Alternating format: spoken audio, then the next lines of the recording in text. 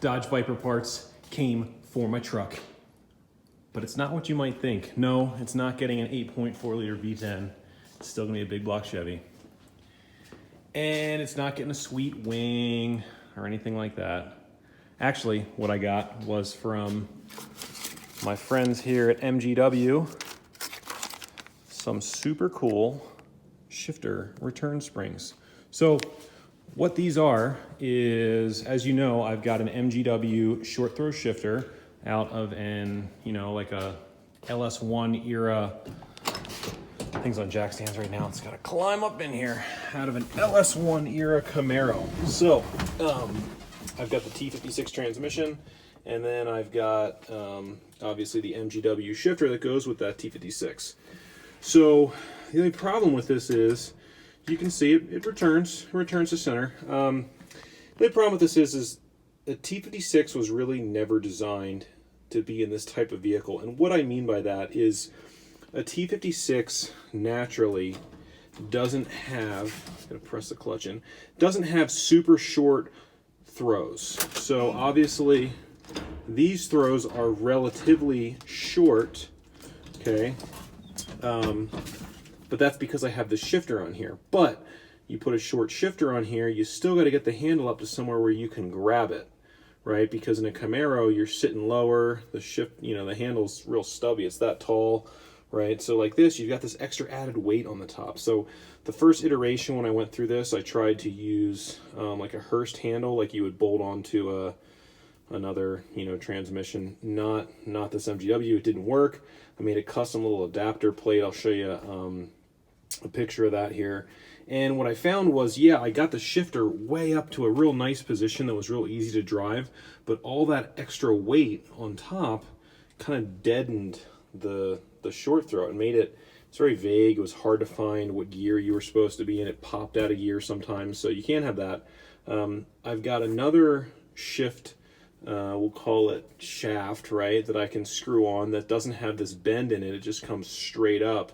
It's down a little lower. You get a little bit better shifter feel, but even though I'm 6'5", I've got to reach way down. I've had other people drive the truck and they notice they're leaning over. So something like this is kind of what I want, but you have that combination of a short throw shifter and a long handle. So when I spoke with George at MGW, I kind of explained what I was doing. He let me know, hey, look, this is really not what we design our shifters for. And I knew that. I bought it anyway, but then I've since gone back to him and said, how can I improve the shift feel, right? You got this extra added weight on top. One idea that he had was to use these different springs. So these springs are what's used, I believe, in the Dodge Vipers that had the T56. I don't know if it's also used with the Mustang Cobra folks or not, but basically it's when you didn't have internal springs in the transmission to return you to the 3/4 gate, which is the center. It gives it a little extra pop to get back over. So it won't shorten the throws, but it does make it return to center better, which should help with some of the issues I was having going from second, trying to go into third. I'd go into first, or I'd be in third trying to go to fourth, and it would come down into second. So I think these stiffer springs should help. So I spoke with George on the phone. My understanding is I can just start pulling this thing apart. So let's play with it and see if we can't figure it out. Okay, so step one, I think you gotta remove this here.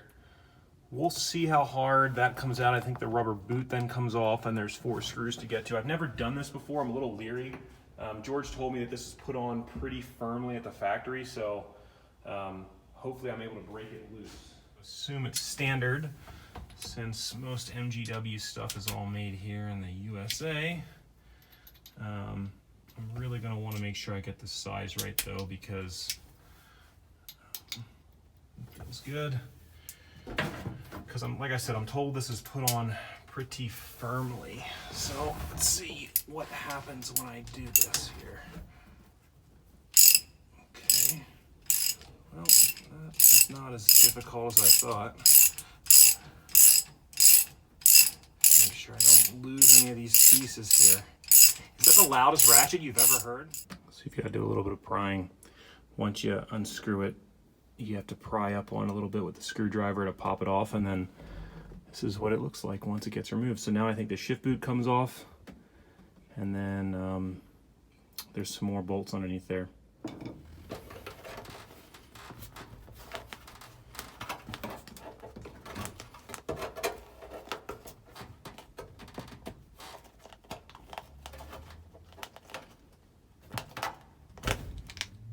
Easy enough.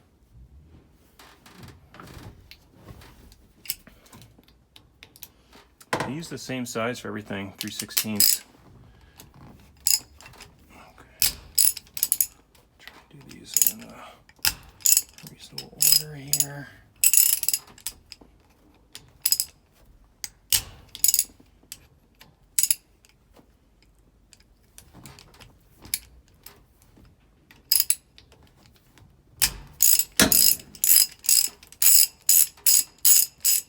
So you pop these 4 3/16 Allens out.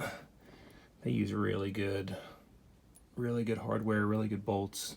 Nothing cheap here. Storing everything over there, and I believe this top part should just lift right off. And it does. And you can see the springs right there. Okay, time to replace them. Okay, here we go. We got them pulled out. I've got the old ones here. They are actually labeled, which is super cool. You've got one that says driver's side, and you've got one that says passenger side. And just looking at this, it looks symmetrical to me, but obviously green is driver. So if I forget, this video is here to remind me, green is the driver's side. So if I take this one out and compare it, I wonder if I'll be able to see any measurable difference or not.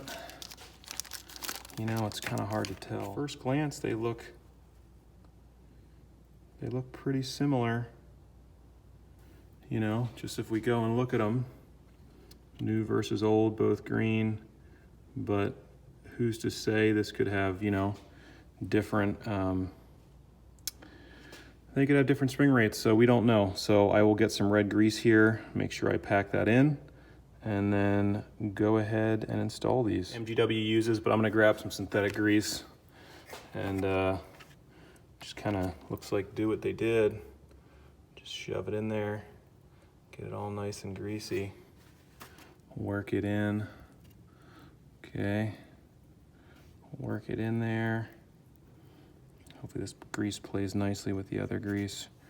You know, part of that too, just guessing, might be to ensure that you don't accidentally lose these. You know, that grease is gonna kind of hold it in place. So who knows? Man, this stuff's nasty. Okay, take my other one out. Got some, just a little bit of shininess on that one, like there's some wear to it. And yeah, so all in all, it's a pretty easy swap if you guys are looking for trying something different. If I look at these two, I mean, it looks a little beefier on the passenger side, a little bit, so who knows. Oh, careful, lose the cap in there. Jeez, I'm digging through the grease now. I think I got enough grease on that one. Pretty sure. Does it matter which side the cap goes on? These are questions I don't know the answers to. Man, stuff is nasty, guys.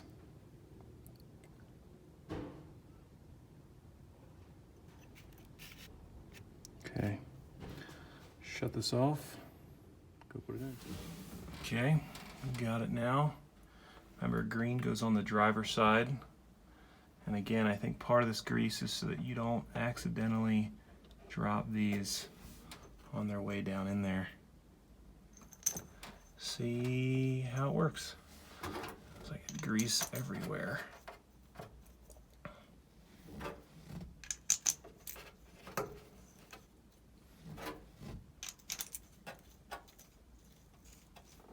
Go clean my hands one more time before I do this.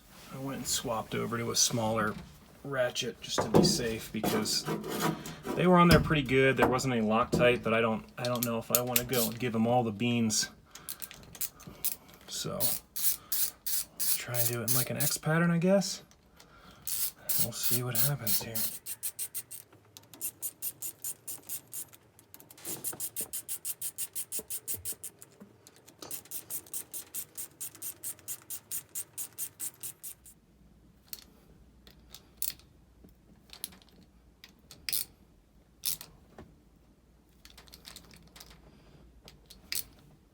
I think I'm going to assemble it loose and just, you know, not go crazy, see how it feels.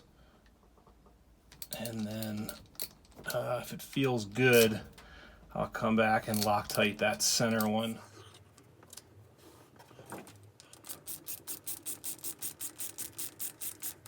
Okay, let's just give that a shot, see if it goes in and out of gear.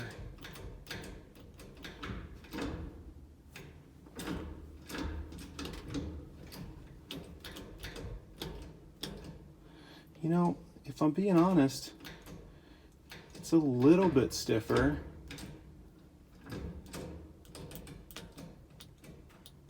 But it's not ridiculously stiffer. But I do think it's a little better. Yeah. I don't know what it is now. It seems to be going into gear great. So now if you're in second, clutch in, you're in second, pops up into third, straight back into fourth. It would be hard to miss that now. Cool. All in all, I think that was a good choice. I'll take it all back apart. Obviously, I gotta fit my dust boot back on, and I need to Loctite that one, so I will do that. But for now, feels pretty good. Maybe see if it needs any more grease. I mean, not much to it, guys. You can change those springs out without having to remove your shifter. So something cool if you want to play with it, get a little bit stiffer feel off center, the Viper springs will do it. So since filming the video, I've had a chance to go out and drive the truck. It feels great.